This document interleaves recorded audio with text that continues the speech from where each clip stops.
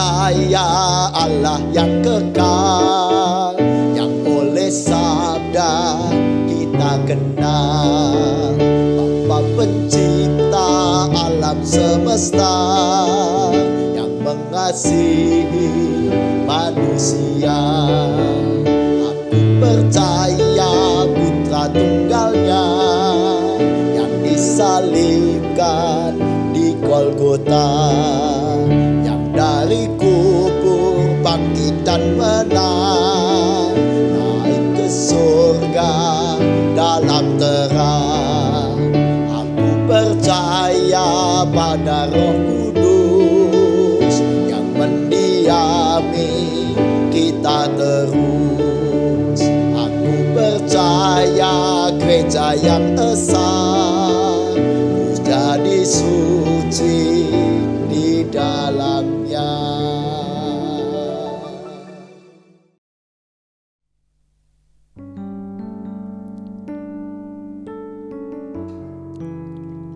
Shalom Bapak Ibu Saudaraku yang terkasih di dalam Tuhan. Senang sekali kita boleh bertemu kembali di ibadah Inovatif Generation pada hari ini. Saya yakin apapun keadaan kita, apapun musim yang sedang kita alami hari ini, di pekan ini, saya yakin kita datang karena kita memiliki kerinduan yang sama untuk datang mau memuji dan memuliakan Tuhan kita. Mari kita siapkan hati kita, siapkan diri kita. Kita mulai ibadah ini dengan pengakuan demikian. Pertolongan kita adalah di dalam nama Tuhan yang menjadikan langit dan bumi.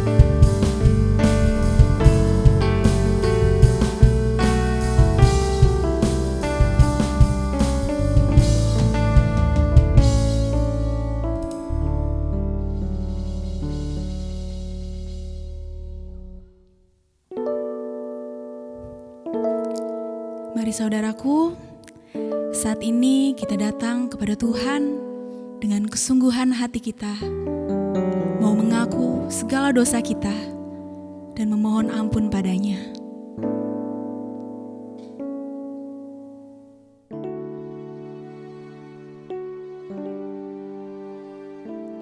Kau membuatku sesuai rencanamu. Kau memegang setiap musim hidupku. Ku serahkan semua kekhawatiranku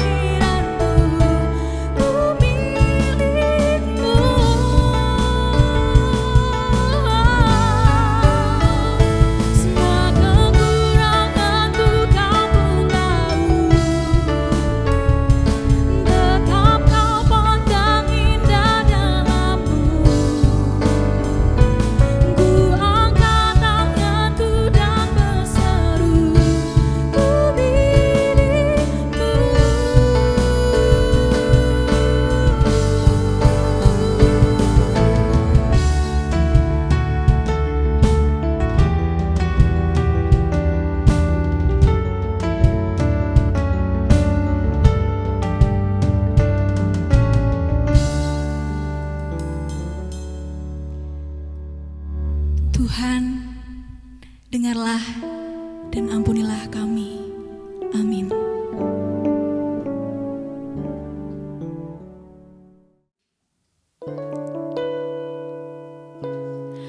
Mari kita bersukacita dan menyambut berita anugerah sebagaimana dalam Yohanes pasal 10 ayat 10 hingga 11. Pencuri datang hanya untuk mencuri dan membunuh dan membinasakan. Aku datang supaya mereka mempunyai hidup dan mempunyainya dalam segala kelimpahan. Akulah gembala yang baik. Gembala yang baik memberikan nyawanya bagi domba-dombanya.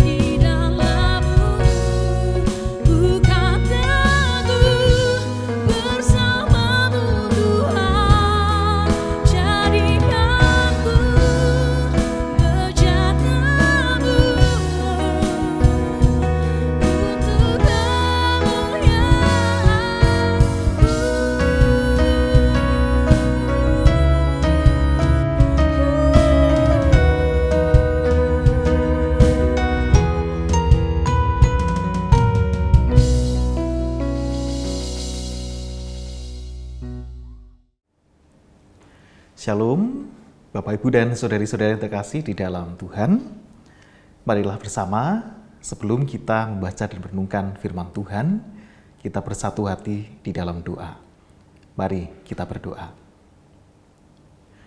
Tuhan Allah Bapa Surgawi, Tuhan yang senantiasa kami puji, kami sembah di dalam Kristus Yesus, Putra-Mu, Juru Selamat kami. Kami bersyukur boleh berhimpun pada saat ini untuk memuji dan memuliakan nama-Mu. Sebentar kami akan membaca sabda firman-Mu. Kami mohon pimpinan Roh-Mu yang kudus menerangi setiap hati dan pikiran kami, sehingga di dalam membaca dan merenungkan firman-Mu, kami boleh memahami kehendak yang Tuhan nyatakan melalui pewartaan firman-Mu. Hamba-Mu ini ya Tuhan, kiranya Engkau berkenan memakai, mewartakan firman-Mu, sehingga apa yang disampaikan hanyalah seturut dengan kehendak-Mu dan semua boleh menjadi kemuliaan bagi nama-Mu. Inilah ya Tuhan syukur dan permohonan kami di dalam nama Tuhan Yesus Kristus, Sang Juru Selamat kami. Kami berdoa. Amin. Saudara-saudari terkasih, bacaan firman pada saat ini diambil dari Roma 12 ayat 9 sampai ayat 15. Roma pasal 12 ayat 9 sampai 15. Yang demikian firman Tuhan. Hendaklah kasih itu jangan pura-pura.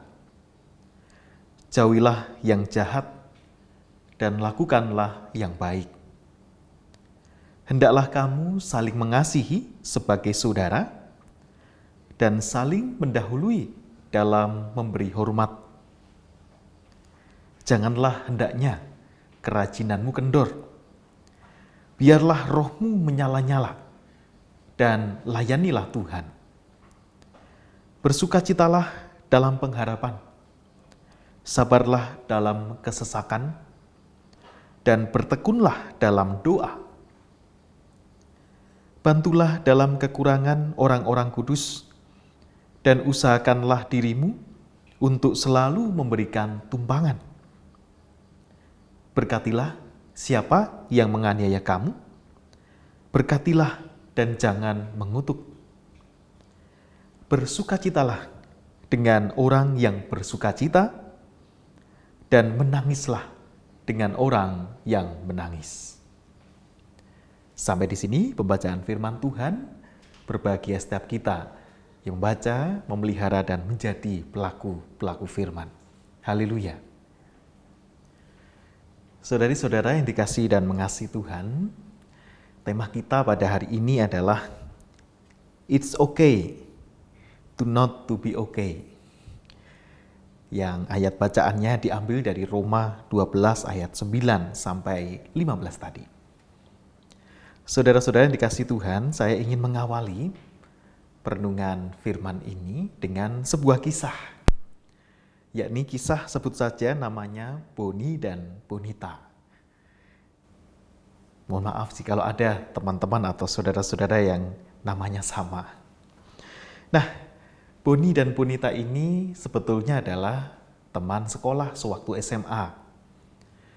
Mereka sudah berteman lama sejak masuk di SMA. Lama-kelamaan, Boni dan Bonita ternyata saling memiliki rasa di hati mereka.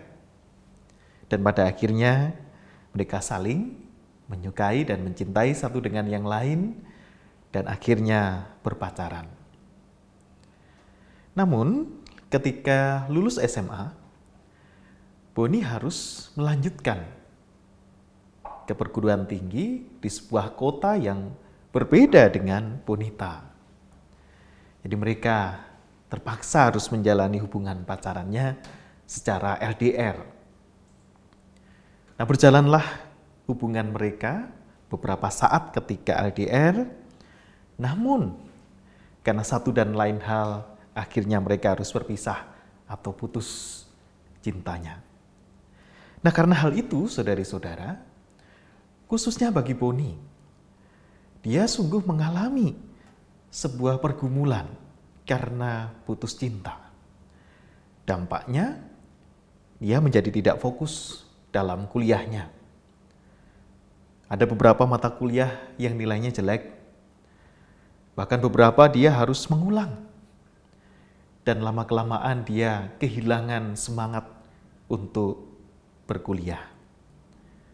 Demikian pula bagi Bonita. Dia juga bergumul, karena sesungguhnya sudah mengenal lama Boni, dan karena putus tadi juga bergumul hebat di dalam kehidupannya, dan bahkan berdampak pada banyak hal, baik kuliah, pelayanan, maupun relasinya dengan orang lain, yang menyebabkan Bonita menjadi lebih tertutup. Nah, saudari-saudari dikasihi Tuhan, itulah sebagian kisah yang mungkin juga kita dapati dalam pergaulan di sekeliling kita. Atau jangan-jangan kita sendiri juga pernah mengalami hal yang sama. Nah, dalam dunia psikologi, hal ini disebut sebagai quarter life crisis. Apa itu quarter life crisis? Yakni krisis seperempat abad. Periode saat seseorang berusia 18-30 tahun yang merasa tidak memiliki arah, khawatir, bingung, dan galau akan ketidakpastian kehidupannya, baik di masa itu maupun juga masa mendatang. Kekuatan itu bisa jadi karena masalah hubungan dengan orang lain atau relasi dengan orang lain, termasuk masalah percintaan, galau karena cinta, atau galau karena putus cinta. Bisa jadi juga karena masalah studi, masalah sekolah, masalah belajar, masalah kuliah, maupun juga kekhawatiran tentang masa depan.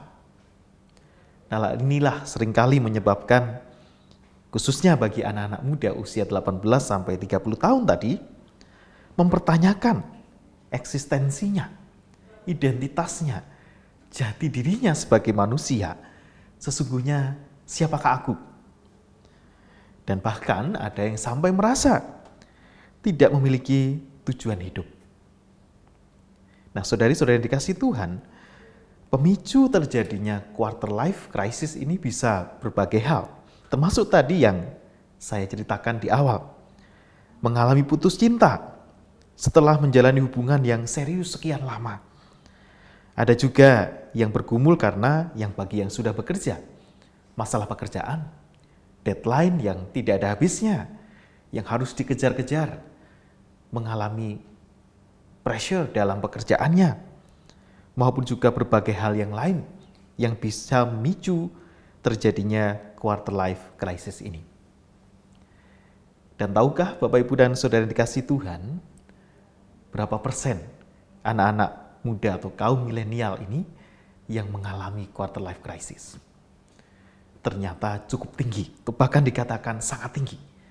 Yakni 86% kaum milenial mengalami quarter life crisis yang menyebabkan mereka merasa tidak nyaman, merasa kesepian, galau, dan bergumul di dalam kehidupannya. Meskipun terlepas dari itu semua, krisis ini adalah sebuah hal yang alami, yang boleh juga dialami, dapat dialami oleh siapapun juga. Dan ini sebagai bagian bagi kita sekalian untuk proses menemukan identitas dan jati diri kita. Jadi sesungguhnya hal yang alami, tetapi ketika quarter life crisis ini tidak dikelola dengan baik, maka dampaknya bisa berdampak buruk bagi kehidupan seseorang. Nah, baiklah kita juga mengetahui apa sih tanda-tandanya seseorang atau mungkin diri kita sendiri sedang mengalami quarter life crisis ini.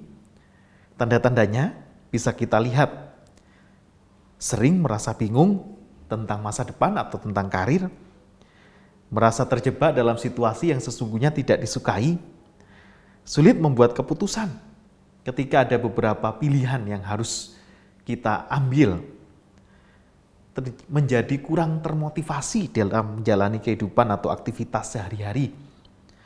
Sulit menentukan apakah harus menjalani hidup dengan keinginan diri sendiri atau tuntutan dari keluarga dan masyarakat. Khawatir tertinggal dalam ketidakpastian hidup seorang diri, kesepian, atau cirinya adalah merasa iri dengan teman sebaya yang sudah lebih dahulu mencapai impian-impiannya. Bisa terjadi pada siapapun juga, termasuk saudara-saudari dan juga saya.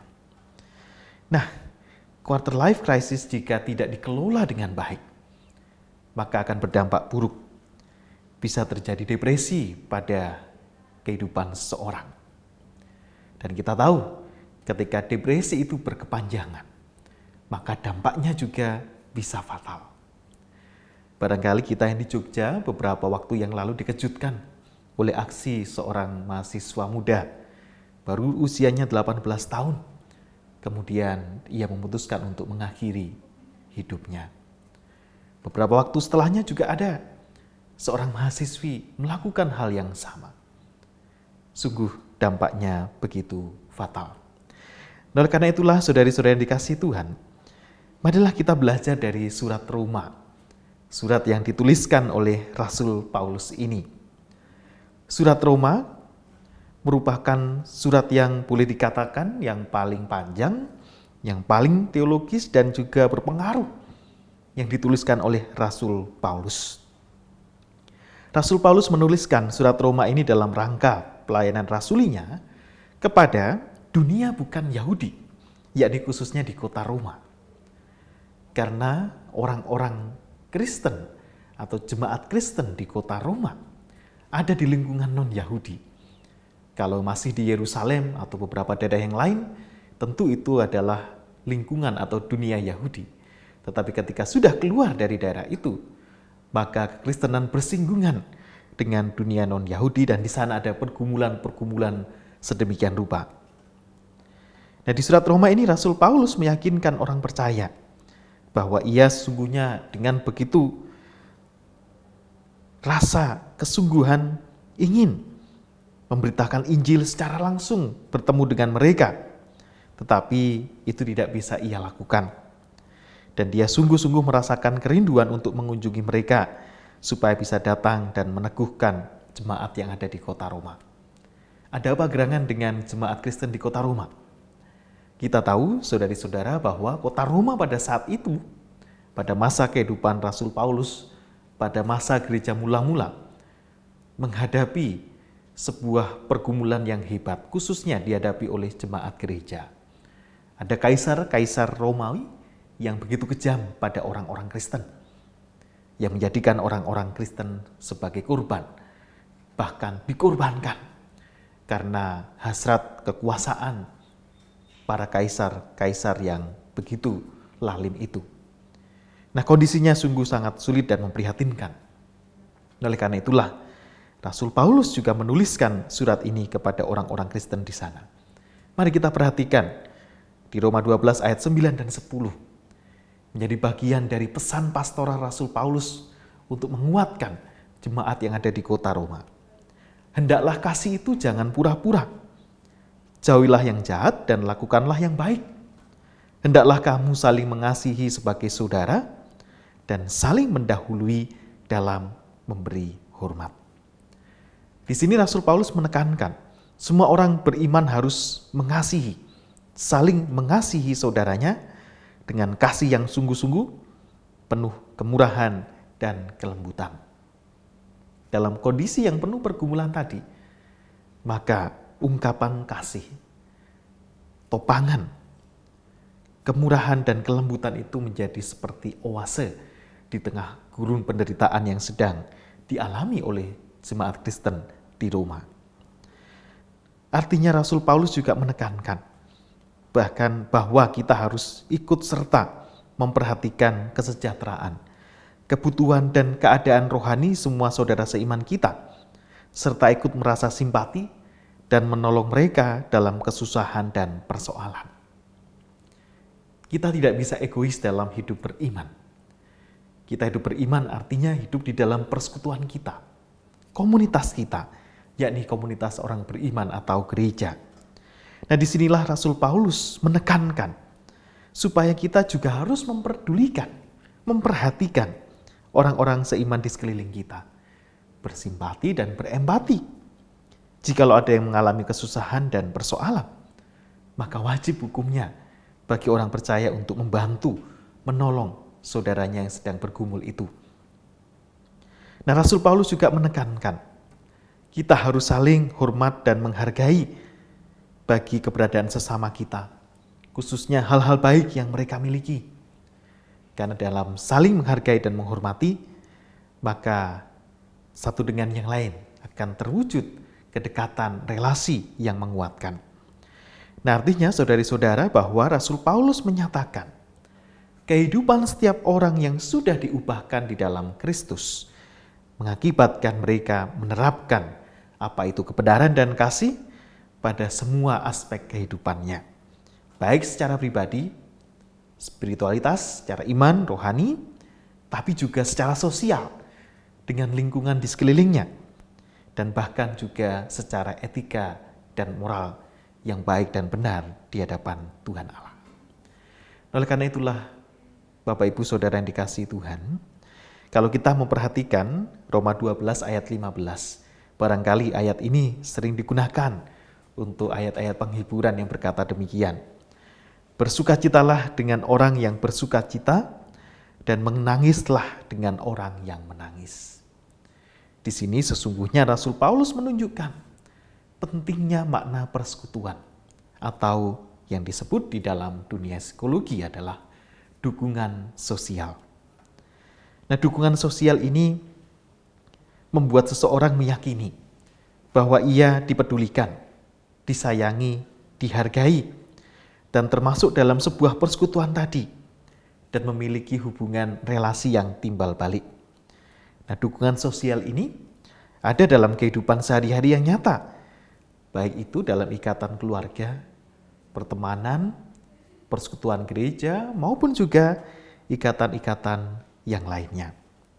Nah, kenapa kita berbicara tentang dukungan sosial? Seringkali saudari-saudari yang dikasihi Tuhan, seseorang yang sedang mengalami pergumulan atau krisis tadi, quarter life crisis, menggumulinya, menghadapinya seorang diri.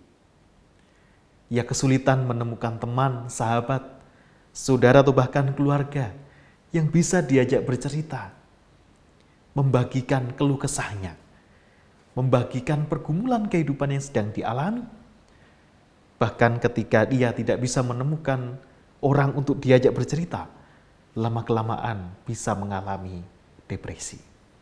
Nah, oleh karena itulah saudari-saudari yang dikasihi Tuhan, di sini sangat penting sekali bahwa kita seperti halnya dinasihatkan Rasul Paulus tadi, wajib memperhatikan orang-orang di sekeliling kita. Jangan-jangan orang-orang di sekeliling kita atau bahkan orang-orang terdekat kita sedang mengalami krisis itu, sedang bergumul dengan hebat dalam kehidupannya, dan dia tidak punya siapa-siapa untuk berbagi pergumulannya.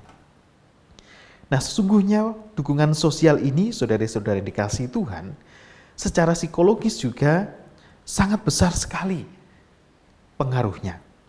Khususnya ketika seseorang yang masih berusia remaja atau pemuda, dukungan sosial itu bisa diperoleh dari lingkungan pertemanan, dari guru di sekolah, dan juga bisa dari orang tua, maupun juga persekutuan gereja. Dan yang paling berpengaruh di sini adalah dukungan dari orang tua.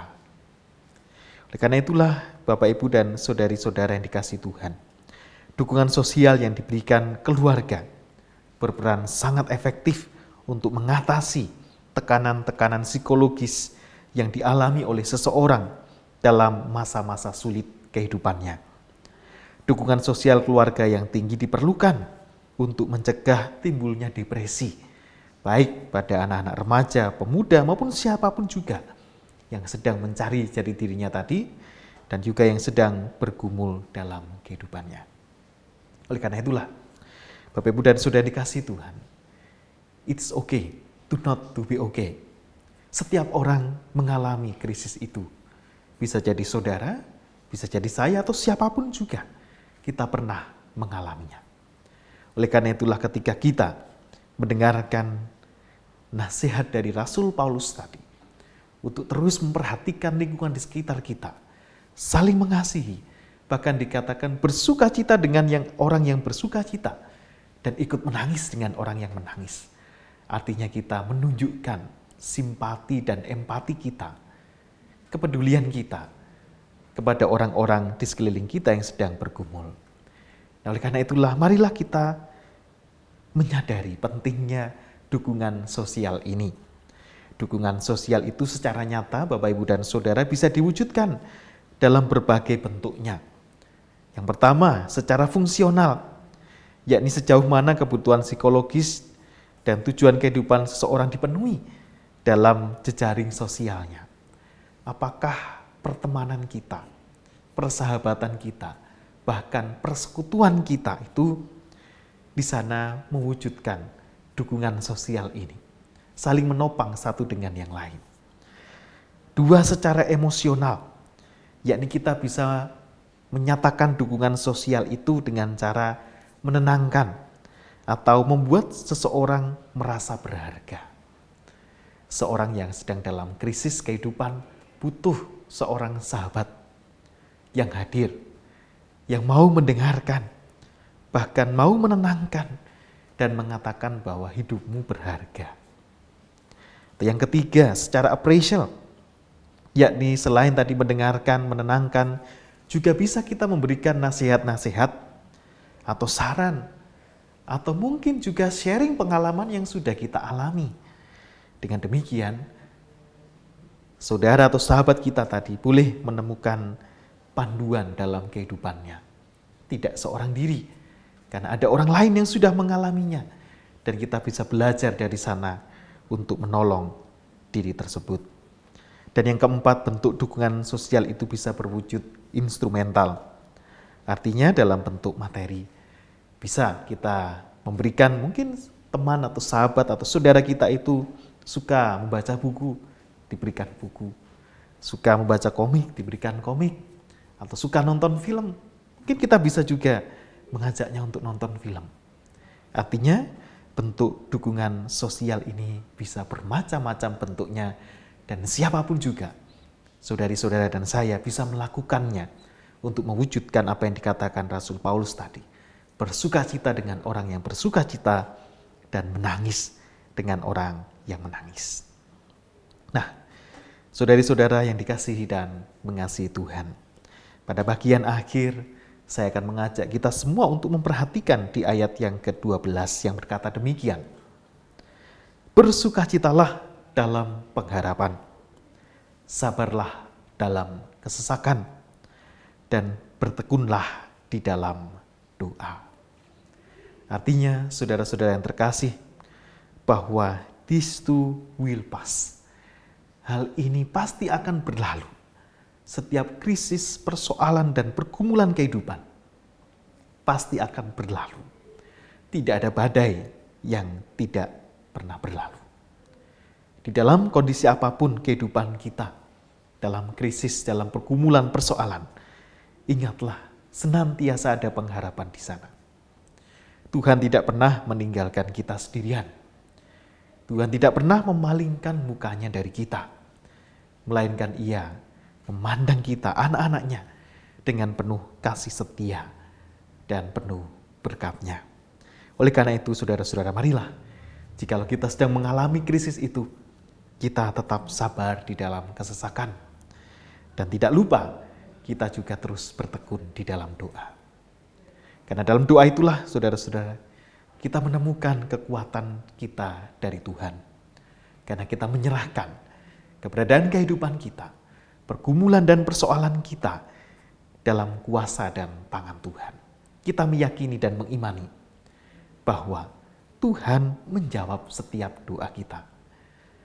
Tetapi kita harus mengimani pula bahwa jawaban Tuhan adalah menurut hikmat dan kebijaksanaan Tuhan, bukan menurut keinginan kita.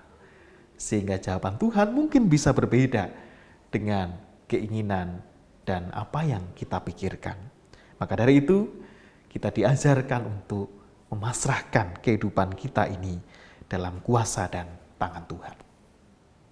Saudari-saudari yang dikasihi Tuhan, It's okay to not to be okay. Semua orang mengalami krisis kehidupan. Dan oleh karena itulah, so let's be the channel of God's hand. Marilah kita menjadi saluran atau sarana dari pertolongan Tuhan bagi orang-orang di sekeliling kita. Jika kita sudah mampu melewati krisis kehidupan, kita sudah mempunyai pengalaman-pengalaman ditolong oleh Tuhan, maka itulah kesempatan bagi kita untuk juga memperhatikan, memedulikan, menolong dan memulihkan orang-orang yang sedang bergumul di dalam hidupnya. Selamat menjadi saluran pertolongan Tuhan, tangan Tuhan bagi orang-orang yang sedang bergumul di tengah kehidupannya. Tuhan memberkati. Amin. Saudari-saudara dikasihi Tuhan, marilah kita bersatu hati di dalam doa. Tuhan Allah Bapa Surgawi, kembali kami menghadap hadirat-Mu, mengaturkan puji dan syukur kami. Kami boleh mendengarkan perenungan firman-Mu yang mengajak kepada setiap kami sekalian untuk menyadari bahwa kehidupan yang Tuhan berikan begitu berharga. Ada kalanya kehidupan membawa kami ke dalam krisis-krisis yang mungkin berat untuk dihadapi. Tetapi kami yakin dan percaya Tuhan senantiasa memberikan topangan, mengulurkan tangan-Mu, dan kuasa Tuhan sanggup untuk memulihkan. Karena itulah ya Bapa Surgawi, jikalau setiap kami sudah Tuhan tolong dan pulihkan, kiranya Tuhan juga berkenan memakai setiap kami hamba-hamba-Mu, anak-anak kepunyaan-Mu, untuk menjadi saluran pertolongan Tuhan bagi kehidupan saudara-saudari kami. Ada begitu banyak saudara-saudara kami yang bergumul dalam hidupnya, mengalami krisis. Dan biarlah Tuhan melalui karya Roh Kudus-Mu di dalam hidup kami masing-masing, memampukan setiap kami, menjadikan kami saluran pertolongan dan pemulihan dari Tuhan bagi saudara-saudari kami. Pakailah setiap kami ya Tuhan dengan segala keberadaan diri kami yang penuh dengan kekurangan, bahkan dosa ini, untuk Tuhan pakai menyatakan damai dan sejahtera. Inilah ya Tuhan, syukur dan permohonan kami. Di dalam nama Tuhan kami Yesus Kristus, kami berdoa. Amin. Jemaat yang terkasih, mari kita bawa ungkapan syukur kita di dalam doa. Mari kita bersatu di dalam doa. Segala puji dan syukur senantiasa kami panjatkan di hadirat-Mu yang kudus Tuhan. Tuhan, sungguh kami mengucap syukur kalau saat ini kami boleh mempersembahkan sebagian dari berkat yang sudah Tuhan berikan di dalam kehidupan kami. Biarlah Tuhan persembahan yang sudah kami kumpulkan ini, kiranya Tuhan berkati, Tuhan sucikan, agar kiranya persembahan ini boleh dipakai di dalam kemuliaan nama Tuhan, di gereja-Mu ini Tuhan. Berkati ya Tuhan, untuk mereka yang akan mengelola persembahan ini. Biarlah kiranya persembahan ini benar-benar dipergunakan dengan baik. Dan biarlah kiranya Tuhan juga memberkati setiap tangan-tangan yang sudah memberikan persembahan ini. Tuhan, biarlah kiranya Tuhan terus memberkati kehidupan kami. Tuhan terus berkati usaha kami, pekerjaan kami. Biarlah di dalam pekerjaan dan usaha kami masing-masing, Tuhan juga melimpahkan berkat di dalam kehidupan kami. Dan melalui itu semuanya Tuhan, kiranya Tuhan izinkan untuk kami boleh untuk menyalurkan berkat di dalam kehidupan kami bagi orang-orang yang membutuhkan. Tuhan, apabila di dalam memberikan persembahan kami Tuhan, ada hal yang tidak berkenan di hadapan-Mu, kiranya Tuhan ampuni, Tuhan sucikan, dan Tuhan layakkan. Biarlah Tuhan, kiranya Tuhan izinkan kami untuk kami boleh mempersembahkan seluruh hidup dan kehidupan kami sebagai persembahan yang harum dan berkenan di hadapan-Mu. Inilah ya Tuhan, doa permohonan kami. Di dalam nama Putra-Mu Tuhan kami, Yesus Kristus, kami berdoa dan bersyukur. Amin. Mari bersama kita mempersembahkan hidup kita dengan mengingat Mazmur 31 ayat 22. Terpujilah Tuhan, sebab kasih setianya ditunjukkannya kepadaku dengan ajaib pada waktu kesesakan.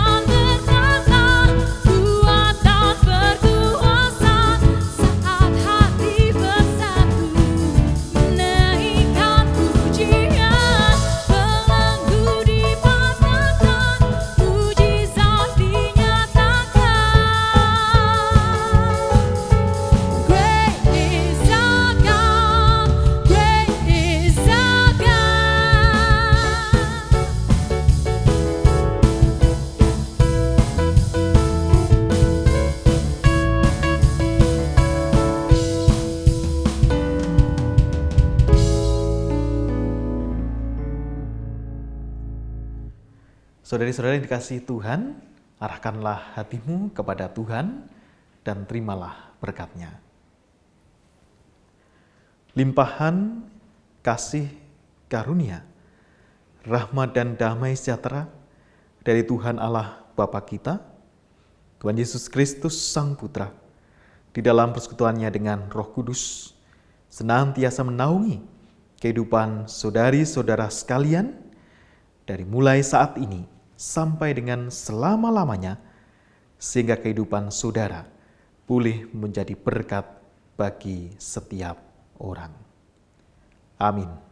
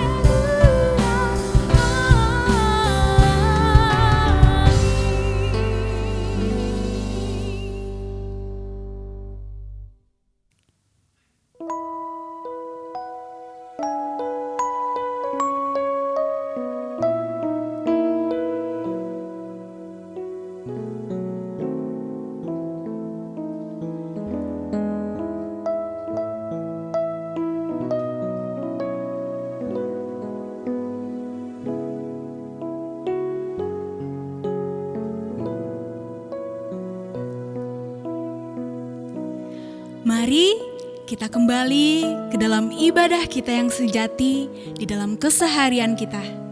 Bersama kita mau diutus Tuhan untuk melayani sesama kita, melayani Dia dan menjadi berkat bagi sesama kita. Tuhan Yesus memberkati.